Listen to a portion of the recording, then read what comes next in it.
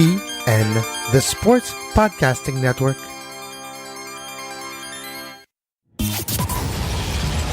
Welcome to Scuderia F1, the podcast that's always up to speed with the latest Formula One news. Follow us on Twitter at Scuderia F1 Pod and subscribe to the show on iTunes and Stitcher. Now, here are your hosts, Mark Dailey and Kevin Laramée.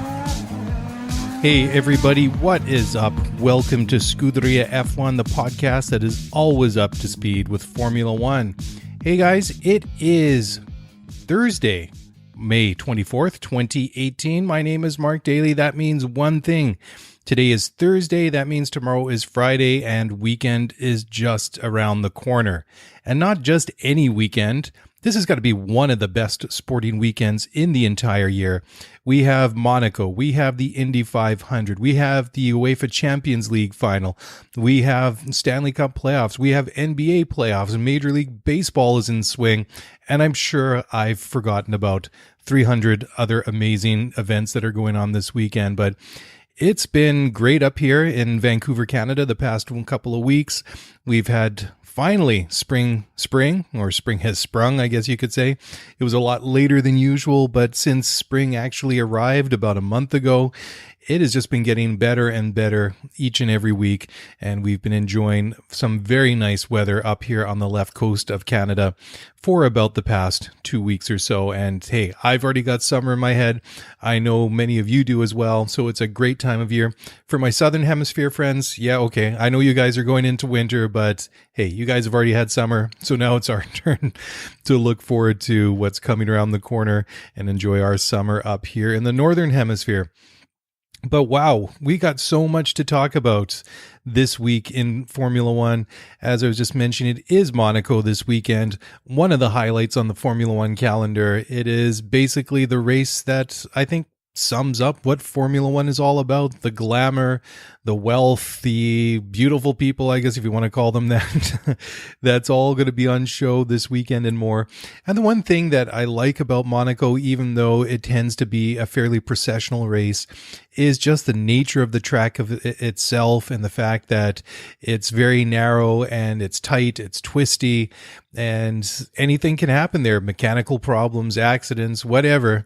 You can just never really tell what is going to happen. And just because the guy that finishes on pole position doesn't necessarily guarantee that just because he's the first one into the first corner doesn't mean that he's necessarily going to be the guy that crosses the finish line some 70 laps later to take the checkered flag.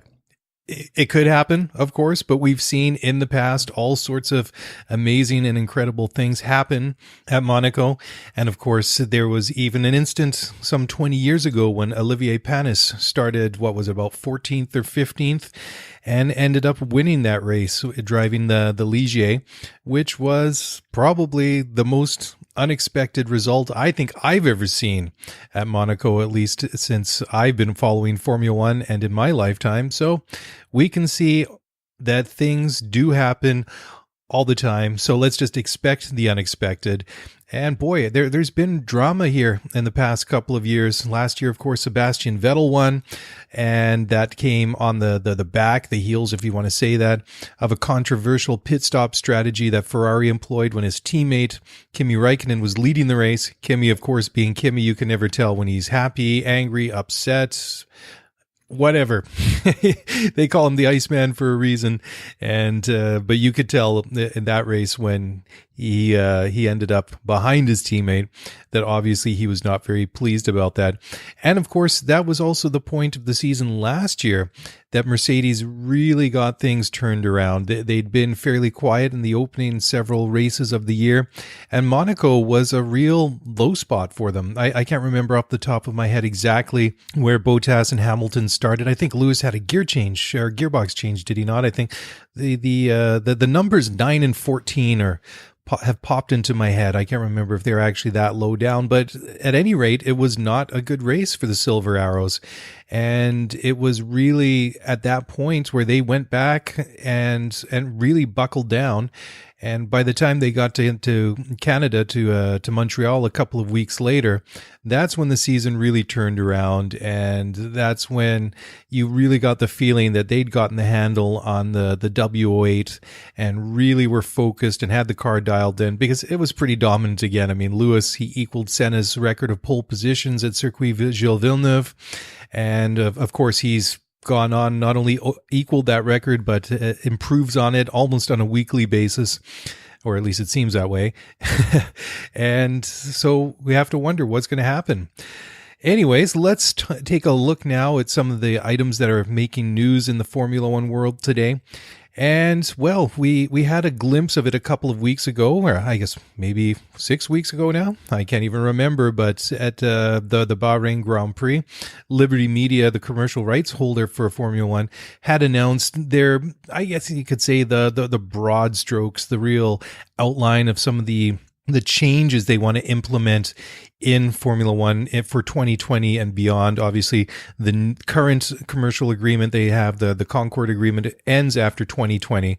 And they came out with a very brief outline, and they wanted to basically change several areas. They're talking about simpler, louder engines, a spending cap on team spending, more equitable division of prize money, simplified governance structure, and new technical regulations that's basically they want to put into place to improve the racing, encourage overtaking.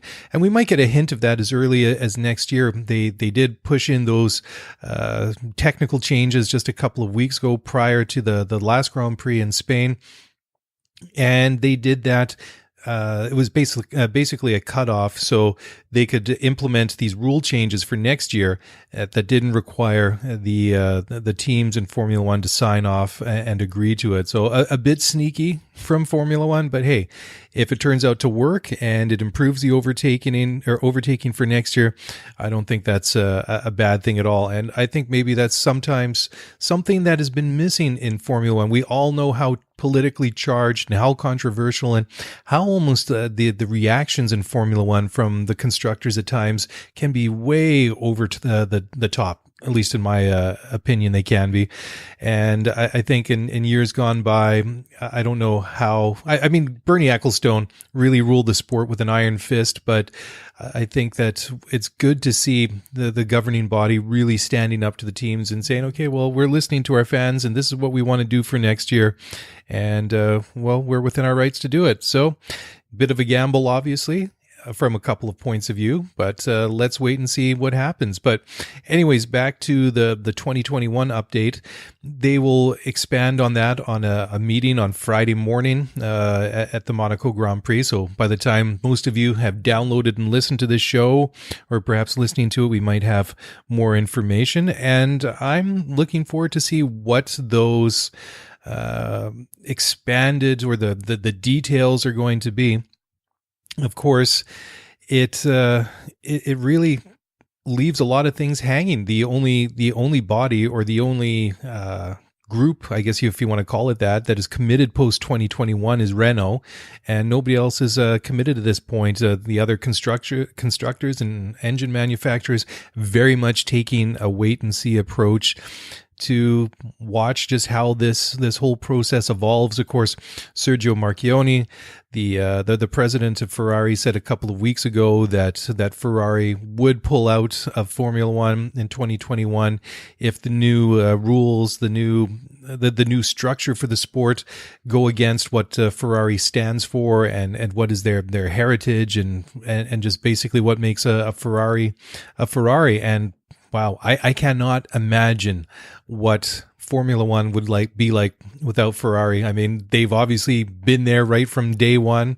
And to me, I mean, the sport seems like it would not be the same. Is it a case that no one team is bigger than the sport? It's That's a great question. I think it really depends on your point of view. I've seen some people commenting on social media that, okay, well, if they don't like it, if they don't like the reduced prize money that they might get for their historic franchise stature, I think they get somewhere in the neighborhood of about 100 million. I can't remember if it was dollars or pounds per year. Anyways, $100 million or 100 million pounds, it's still a lot of money, whichever way you decide to look at it. But the new structure that, or at least the outline that they'd floated several weeks ago, was reducing that number to the about somewhere in the 40 million range. Still, 40 million pounds or dollars, still a lot of money. But I think that it's only fair that somehow they find a way to split up the prize money between the teams a lot more fairly. And let's be honest. I mean, Ferrari is Ferrari. They add something to the mystique, the glamour, and what just makes Formula One. And I personally don't have a problem with them getting that bonus. But is it out of proportion? It very much seems that way. But some of the other things that were coming out, McLaren CEO Zak Brown, he had a couple of things to really weigh in on. And he thinks that the direction of the sport, it should be more competitive. He wants to see more fan engagement. And he personally thinks that sponsors are more excited about the future of Formula One, looking a couple of years down the road. He also said that the engines that aren't really sorted out yet, obviously that's also an ongoing discussion and an ongoing process. And nobody's really committed besides Renault, as I was saying. But he was, Brown was saying that he could not see anybody leaving at this point in time. And I mean, considering who Zak Brown is and his position in Formula One, obviously CEO of McLaren. Okay, McLaren's had some tough times the past several years, but a very successful, very established team in Formula One. And if you have somebody with Brown's stature weighing in that he can't see any of the teams leaving, well, that's a very interesting comment. Whether or not Zach has some inside information or he's just got a very, very good crystal ball, I guess maybe that would be a bit interesting, but it remains to be seen at this point in time. I think we just have to see how the process unfolds and what the new rules, the new regulations, and the new governance, what that all looks like before we make any judgments. So it'll be interesting to watch and hear what comes out of that meeting on Friday. Now, let's talk a little bit now more about Ferrari. So they are being investigated by the FIA, and this comes to the point that they believe, or there are some suspicions, that there's something funny going on with the Ferrari's MGU-K unit in the car. So they believe that Ferrari, they've got this twin battery system in their car this year, and they believe that, or the rumor is at any rate, that the Ferrari has some sort of power advantage, and it is the way that the batteries in the car is configured is that this power advantage or this performance advantage is not being picked up by the sensors that have been installed by the FAA that are in all cars, not just the SF71H. So there will be additional hardware in the car this weekend. And just reading some of the news that came out, Sebastian Vettel, he didn't seem too concerned about it. He said, well, these rumors are always around, and if it's not us this weekend, then next week or a couple of weeks down the road, it's going to be someone else. So we'll wait and see. Obviously, when it comes to a sport like Formula One, each and every team, each and every designer is going to try and push those rules, those regulations to the limits to get every fraction of a second advantage out of the car and get the maximum performance they possibly can. Obviously, if they figure they can exploit a loophole in the rules, they're going to do that until that loophole is discovered and then closed. I mean, go back to 2009 and that the infamous double floor system that Ross Brawn and Brawn GP came up with, and they surprised a lot of people. I seem to remember going into that season, I can't believe it's almost a decade ago now, it doesn't seem like it, that being sort of, I guess, the remnants of the old Honda Works team, that maybe it wasn't really going to be all that much. Like I really didn't know what to expect from them. I didn't really expect them to come out of the gate flying like they did, and it really took the rest of the teams quite a little bit of time in that season to catch up performance-wise. Of course, there were immediate protests that the double floor system that Braun had come up with was illegal. Again, it was a creative interpretation of the rules, and at the time it was judged that it was legal. So is Ferrari trying to do something different with their twin battery arrangement and the way that they're deploying that power? We'll wait and see. But if they are gaining an unfair advantage, you can be sure that they're not the first ones. I mean, what was it, just a couple of weeks ago, the FIA introduced these new measures about the fuel or the oil burning, especially during qualifying, and there was a lot of speculation and rumors about different teams up and down the paddock. So who knows? We'll wait and see how that one shakes out. But going down now and looking at the timing or the times that have been posted in free practice so far, very impressive stuff from the Red Bull cars, Daniel Ricciardo and Max Verstappen. Danny Ricciardo earlier today on Thursday setting a new track record in Monaco, posting a 1 minute 11.841. Amazing.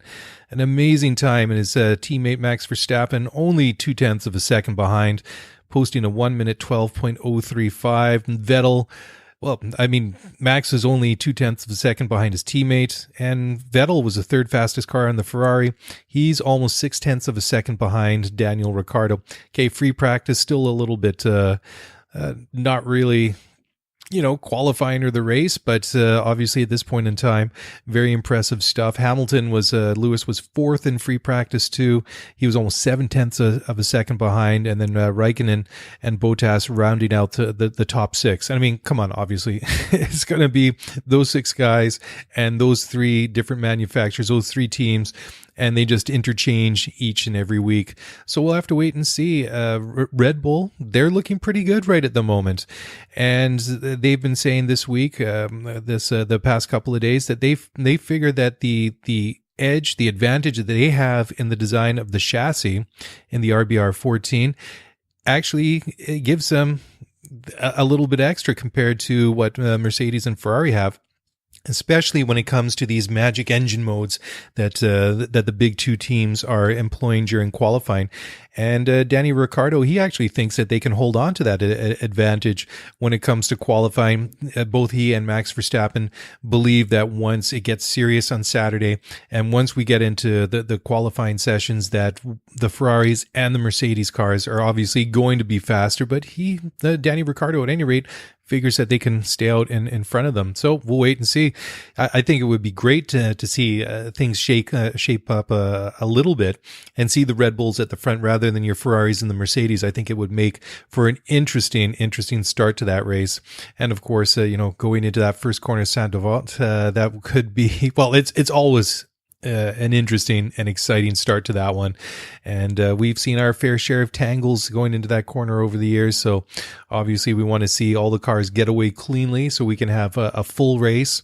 But I mean, are we going to see a safety car? We usually see a safety car. It seems like almost every race there's a safety car for one reason or another. And you would have to think, just with the layout of the track itself at Monaco, that a safety car period almost seems inevitable at one point or another. Last year, of course, when Button and Pascal Wehrlein had it coming together just before the entrance to the tunnel there, and Pascal being unceremoniously punted by Jensen, ended up flipping up onto two wheels and coming up to rest against the tire wall there, and then having to be helped out. So we had a safety car that time. And of course, I was never really a fan of that, especially in American racing. We have like the yellows and the cautions, but it really does. When I became more sophisticated in my knowledge and appreciation of motorsports, and even nowadays when we see more safety cars in Formula One, I've come to appreciate more how it can really shake things up. And a couple of weeks ago I think we've seen the last couple of races at least, right? I mean, in Spain, after the unfortunate Romain Grosjean did whatever that was that he did going into turn 3 at Barcelona a couple of weekends ago, taking out Nico Hülkenberg and Pierre Gasly on that first lap, and then the week before that in Azerbaijan. Safety cars. There's always been a safety car there, but you can definitely turn proceedings on its head. But talking about the Red Bull boys, Max Verstappen almost got a penalty here for being quite naughty. He ran a little bit wide in Saint-Devote and ended up reversing back onto the racing line to get back on the track and continue.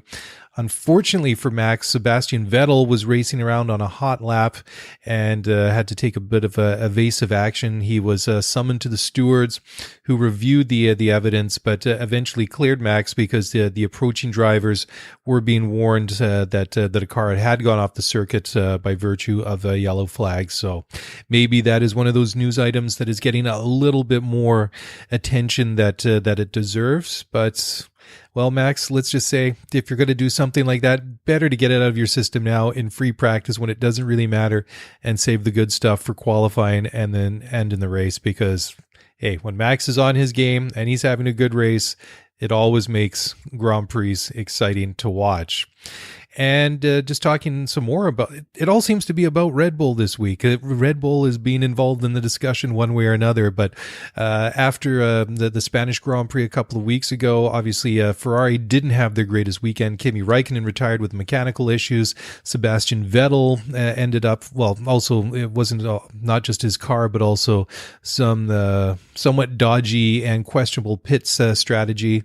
And of course, Vettel ended up behind Max Verstappen, and honestly, he lacked the pace to even challenge Verstappen to try and get a podium spot. And of course, with the two Mercedes cars just racing away off into the distance in a completely dominating fashion, neither of them, neither Verstappen or Vettel had any hope of catching either Bottas or Lewis Hamilton. But we're going to need to see something more from Ferrari. But Vettel is confident that Ferrari is able to close the gap on the Red Bulls, and we'll have to wait and see. He didn't really give any any real solid reason when he was questioned after free practice. He said, "Can we be faster than Red Bull? Sure, why not?" So sure, if Seb thinks he can be faster than the Red Bulls, then we'll wait and see. Qualifying is only a day or so away, and just. Here we go. More Red Bull news. Everybody's talking about Red Bull. Even Toto Wolff, the team boss at Mercedes, concedes that Red Bull and Ferrari are the favorites to win this weekend. Kind of goes back to what I was talking a little bit about earlier in the show. That, yeah, Ferrari haven't really had the best outings there over the past couple of years, especially last year. But I don't know. I really got a feeling that we could see something from Red Bull and perhaps maybe Daniel Ricciardo. I mean, we all know and we still feel bad. We still ache for that decision or that whatever that was a couple of years ago in 2016, was it? Or was it 2016, when Daniel Ricciardo went into the pits to change his tires, pulled into his pit box, only to be greeted by, that's right, no tires. So that was an unbelievable blunder by Red Bull on that weekend that robbed Ricciardo of what was looking to be a fairly, well, I would say it was a guaranteed win at Monaco, because just the way the track is, I think you be making very bold predictions at any point in the race before the final couple of turns to say that that one's in the bag. But certainly at that in 2016, he looked like he was going to take the checkered flag, and that was really heartbreaking. And he got into a bit of a funk after that. Took several races, I think, before Ricciardo really kind of hit his stride again. But interesting. But Mercedes, I should say, even if they lack pace there, we know that they're strong in Montreal. And of course, after that, once we get through June, we'll be into what I'm really looking forward to, that insane month of July. What is it? We have like 4 Grand Prix, including, was it 3 on consecutive weekends? It's going to be fantastic and amazing. And it's going to be a great time of year. And let's be honest, if Mercedes continue to improve and Ferrari continue to struggle a little bit, is the Constructors and the Drivers' Championship going to be as close as it is right now? Lewis Hamilton, 95 points, leading the Drivers' Championship at the moment. Vettel, second place with 78, and Bottas in third place, a somewhat distant 58 points. So, fair distance behind his teammate so far, but still a lot of races to go. We're coming up on about a quarter of the way into the season so far. It seems kind of incredible to say that, because it doesn't really feel like the Australian Grand Prix was all that long ago, but that's probably a good thing, because that was not really the most exciting Grand Prix I've ever seen in my life. And just to sort of underline how bizarre that one and how unexciting that one was how Sebastian Vettel won that race by virtue of passing Lewis Hamilton under a virtual safety car. Weirdest thing ever, but I digress. But going back to this weekend, it is really a lottery, and we'll wait and see. And, of course, we still have more Red Bull news, and I really like what's happening with Red Bull and Toro Rosso, because we know that going back as far as 2014, the first year of the turbo hybrid era, that Renault haven't really gotten it right. I mean, let's be honest, they haven't been as bad as Honda. And of course, Honda, they were quite a ways behind, because by the time they decided to join Formula One again and become an engine supplier, they were already several years behind in development. I can't remember prior to 2014 how long some of the engine manufacturers like Mercedes and Ferrari had been developing these engines before they even introduced them. So Honda obviously were in really lacking. So I suppose from that point of view, it was no surprise that they struggled as badly as they did with McLaren over those couple of years of that doomed partnership. But Renault, not really. They're kind of, to my opinion anyways, sort of a bit of a in-between. Obviously not as bad as the Hondas were when they first came in, but still not quite as good. Well, obviously not as good as the Ferrari or the Mercedes engines. And, Christian Horner, the team boss, the team principal at Red Bull, he's been, I would say, fairly vocal, but he said repeatedly over the years that they just haven't been as happy or satisfied with the performance of the Renault engines. And it's hard to argue with that. I mean, obviously in the prior era of the V8s, obviously a very successful partnership, winning world championships, constructors championships. I mean, Sebastian Vettel winning 4 world drivers championships during his time with Red Bull. Amazing stuff. And obviously in the turbo hybrid engine era, they just haven't gotten it right.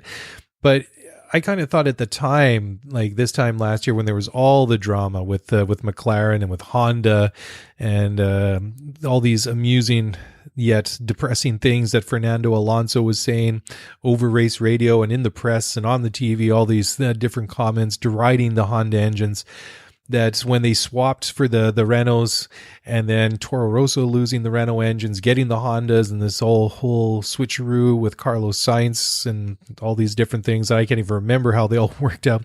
But it's really kind of interesting when you think about it. And I really get an appreciation now for what Christian Horner and the Red Bull brass were trying to do, and basically double dipping. So here you are, you know that you've only got Renault engines up to 2019, and Honda are getting better. There's no doubt about it. I mean, we saw that Pierre Gasly had a really competitive car several weeks ago in Bahrain, finishing P4, and that wasn't just a fluke in the race. He was strong all weekend long. He's struggled a little bit the past couple of races, obviously being knocked out by Romain Grosjean on lap 1 at the Spanish Grand Prix really denied Gasly an opportunity to kind of get back on a roll. But now it's interesting to see when you have Red Bull and Toro Rosso, which is the junior team of Red Bull, of course, with the Honda engines. They can basically see like for like how the performance of these engines are. And Christian Horner is saying that there is no decision going to be made until the Canadian Grand Prix in a couple of weeks' time at the earliest. Both engine manufacturers are going to introduce upgrades at that time. And so they're pushing a little bit. Several weeks ago, Renault was saying that they wanted a decision from Red Bull by May 15th. Well, guys, May 15th is come and gone. Renault has not had an answer from Red Bull. And I like the way that they're playing this one, honestly. I think that they're obviously looking out for their own best interest, and they'll evaluate both engines. And, I'm intrigued by the possibility of seeing a Honda-powered Red Bull car. And if they actually opt to go for Honda engines for 2019 and beyond, that could be a gutsy call. And, well, based on what we've seen with McLaren so far, they have the Renault engine. Obviously, the Renault far more reliable than the Honda. But, power-wise, performance-wise, they're not really moving up that far up the grid. They've had some better results this year, obviously. I mean, Fernando is sitting in seventh spot in the Constructors' Championship with 32 points. So, obviously, an advantage or big increase and improvement from last year and the year before that. But what with McLaren saying all this time that everything was on Honda and their engines, all the problems were there. They got this great car, they've got this great chassis and all that it's proving that now that they have the more powerful engine, that maybe that's not really the case, at least from my point of view. They are obviously more reliable in collecting points that they were losing out on last year just because they're finishing races that they just weren't last year and in previous years. But still, I think that the McLaren isn't quite as good as maybe that they say it is. They did introduce the new front wing and the new aerodynamics at the front there in Spain. Didn't really look like it had a big advantage, but Spain is sometimes a hard race to really judge. I mean, they test there, all the teams. They know these, like each and every corner. The drivers, I think, can basically drive around in their sleep. So I think that any improvements that we'll see from the new aero parts on the McLaren will be seen in subsequent races. But it's promising what they're doing, but there's some interesting things going on in the engine silly season. Now, let's talk about other silly season things, and not so much drivers moving teams because they're out of contract. We've already talked about that in previous episodes of this show. Obviously, Raikkonen and Danny Ricciardo and Valtteri Bottas are the three big names that are questioned about where they're going to be next year. Obviously, their deal's up at the end of this year. But this is more at the other end of the scale, the guys that just haven't been getting it done.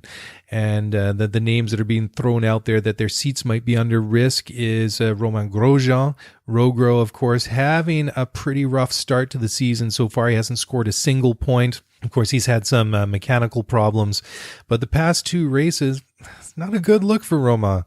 That first lap error that he had, and the fact that he took out the two cars there. Who was it? Hulkenberg and Pierre Gasly. Sorry, and then almost I think it was Sergei Sirotkin had to take evasive action, trying to go through that big cloud of burning rubber smoke and trying to avoid an accident. That did not look good on Romain Grosjean. Of course, previously to that in Azerbaijan, he put it into the wall while trying to keep his tires warm during a safety car at Azerbaijan. So those things aren't looking good for Roma. Of course, he's had that reputation over his career, and who knows, right? I mean, you would think, for a guy that's had a couple of cracks at Formula One, has been around for a while, is it going to happen for the guy? Like, I think we've seen peak Grosjean, and team principal Gunther Steiner has rubbished and poo-pooed the suggestion that Romain is under fire and that his seat is at risk, and he's basically tried to kibosh all of that. But isn't that also sometimes like the kiss of death when they say, "Oh no, everything's fine, his seat is okay." Sometimes it's reading between the lines that's almost a bit of the kiss of death when it comes to a situation like that. And you look at Kevin Magnussen, his teammate. He's had a pretty decent season so far. I think he's already got 19, 20 points, something like that. So, I mean, he's doing fairly decently. I mean, the Haas is supposed to be one of the best of the rest. They've had some mechanical issues, but if Grosjean is supposed to be the number one driver there, then he should have at least the same, if not amount of points that his teammate does. And Grosjean, he's coming out and he's saying things that people are exaggerating the problems and the lack of form. I mean, it's not just a lack of form; it's a complete lack of form that he's been suffering this year. So he says that people are making a mountain out of a molehill. I don't know. I think that the criticism is more than justified. I think that with Haas having a fairly competitive car this year, that the first 5 races of the year has not been good enough from Romain Grosjean. He needs to do better, and he has to do better. And if he wants to keep his seat there, maybe he's safe for next year or safe for the rest of this year. Who knows? He's got to start delivering the goods sooner rather than later. And then also moving down the grid, Brendan Hartley at Toro Rosso denies that his seat is under threat and that he's going to be replaced by Pascal Wehrlein. That's the rumor that's been floating around in the German press, which is a bit of an interesting one. Pascal being a Mercedes contracted driver. Brendan Hartley says he's more than capable of staying on the job, but again, just like Romain Grosjean, he's had a couple of unimpressive races the past 2 times out.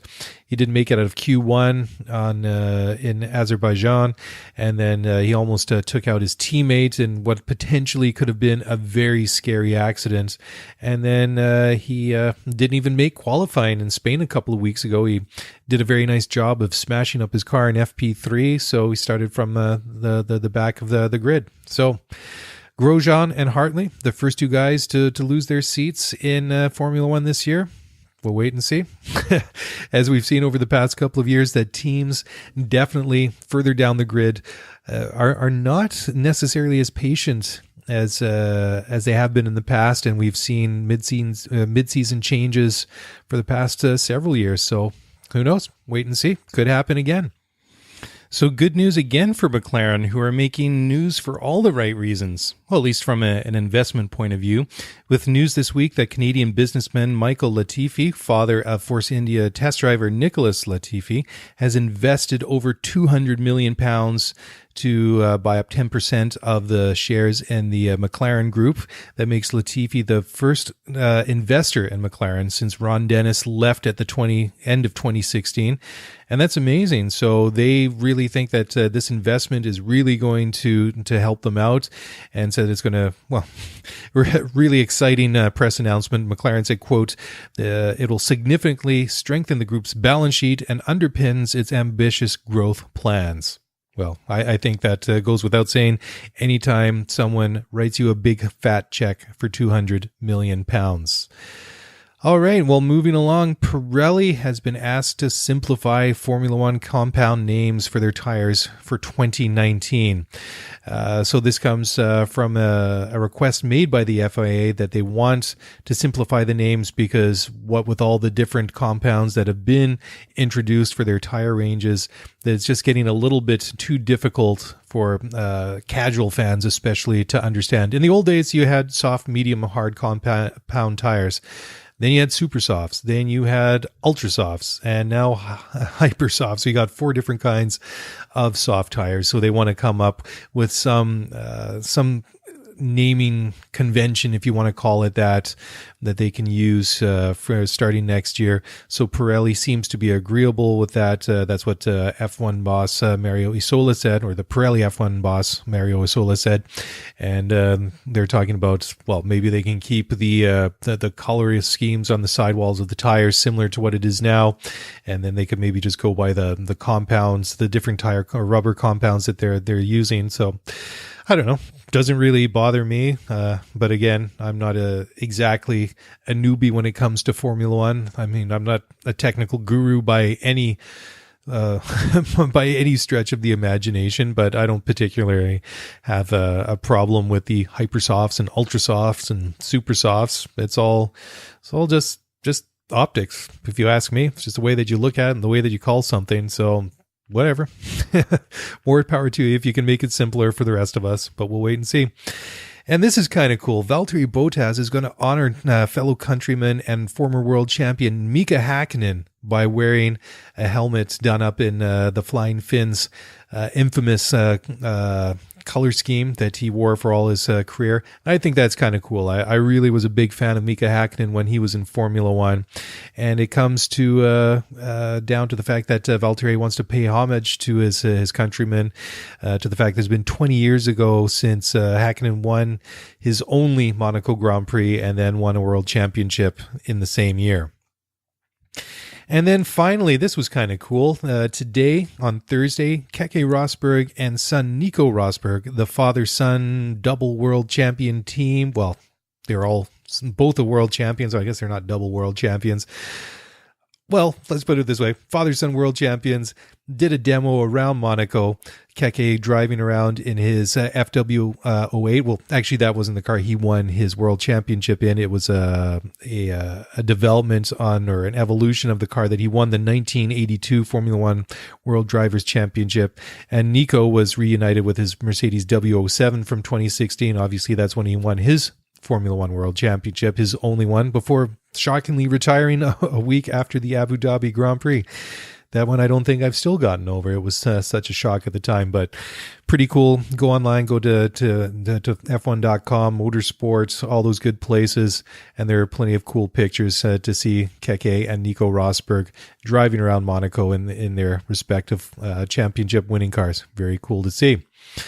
All right, well, that's it. That's pretty much all I've got for this show. We'll be back in a couple of days, beginning of next week, to recap the Monaco Grand Prix and all the drama that's bound to happen. There should probably be some Indy talk as well. Full disclosure, I'm not really much of an Indy fan, or I haven't been in recent times, but I've become more interested. My interest has been piqued, and I must say I like the look of the aero package that they have on the Indy cars for this year.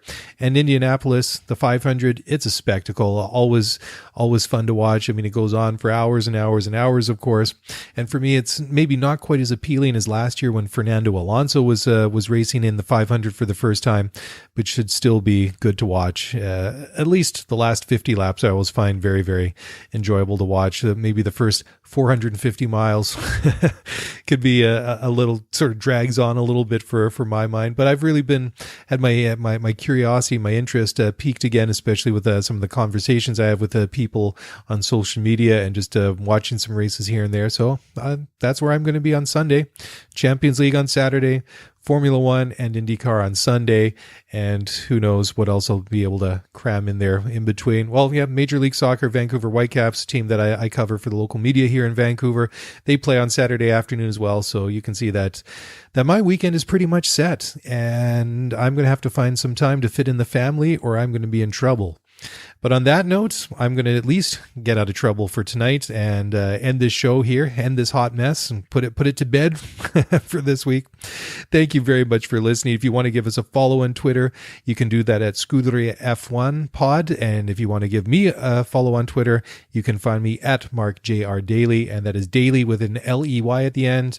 Be prepared for Formula One talk, mostly soccer talk, and some random stuff in between. But the show handle is where I will be talking Formula One, IndyCar, and motorsports in general most days of the week. So get online, get on Twitter, say hello, send me an email, scuderiaf1pod@gmail.com, and that's it. That's a wrap. Catch you again this time next week. Thanks for listening to the Scuderia F1 podcast. If you want to get the show notes for this episode, then head over to ScuderiaF1pod.com. Want to get in touch with us? Then email us at ScuderiaF1pod@gmail.com.